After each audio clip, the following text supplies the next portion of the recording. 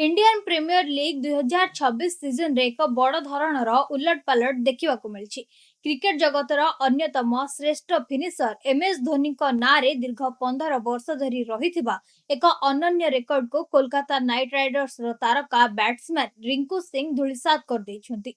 रविवार Lucknow super giants विपक्ष match रे रिंकू को बैट रू बर्षिथिबा रन वर्षा केवल केकेआर को विजय आड़ को नहीं नहीं बरं आईपीएल इतिहास परिसंख्यान को मध्य बदलाई देछि। लखनऊ एकाना स्टाडियम रे खेला जायतिबा एही रोमांचकर मैच रे रिंकू सिंह 6 नंबर स्थान रे बैटिंग करबाक आसिथिले। से मात्र 51 बॉल रो सम्मुखीन होई 83 रन एक अपराजित और विस्फोरक इनिंग्स खेलिथिले। एही इनिंग्स रे 7टी चौका एवं 5टी गगनचुंबी छक्का शामिल थिला। एही इनिंग्स रो सबुठारु गुरुत्वपूर्ण दिग हेला आईपीएल रो कोनोसी गोटे मैच रे 6 नंबर स्थान रे बैटिंग करी एहा हेउछि सर्वाधिक व्यक्तिगत स्कोर।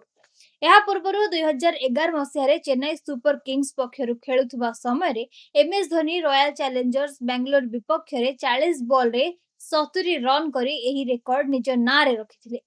दीर्घ 15 वर्ष धरी एही रेकर्ड अक्षुण्ण रहिथिला, जहाको एबे रिंकू सिंह भांगिबारे सफल होइछन्ते। भागीदारी मैच रो एक संकटजनक स्थिति रे रिंकू एवं सुनील नारियन को मध्यरे 62 रन रो द्रुत भागीदारी होइथिला।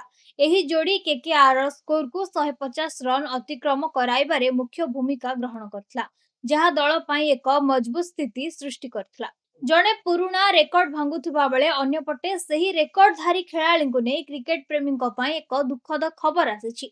चेन्नई सुपर किंग्स रो मुख्य प्रशिक्षक स्टीफेन फ्लेमिंग रविवार स्पष्ट करिसेंति जे एमएस धोनी को प्रत्यावर्तन आशा करा जाउथबा समय अपेक्षा अधिक विलंब होई पारे।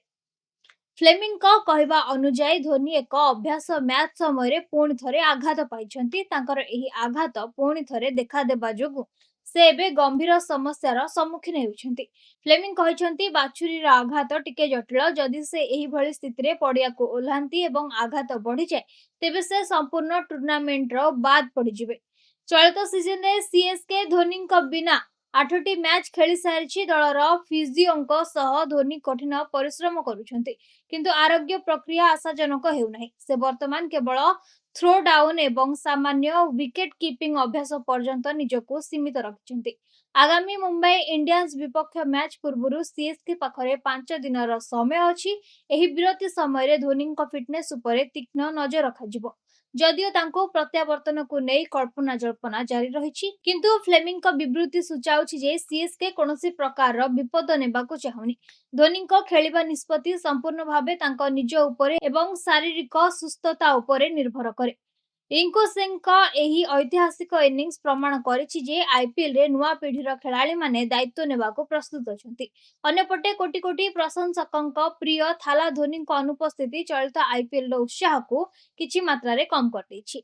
से पड़िया को केबे फेरिबे ताहा एबे भी एक बड़ प्रश्नवाची। आपनको कोन लागुछि? निजरा मतामत कमेंट बॉक्स रे निश्चय जणांतु।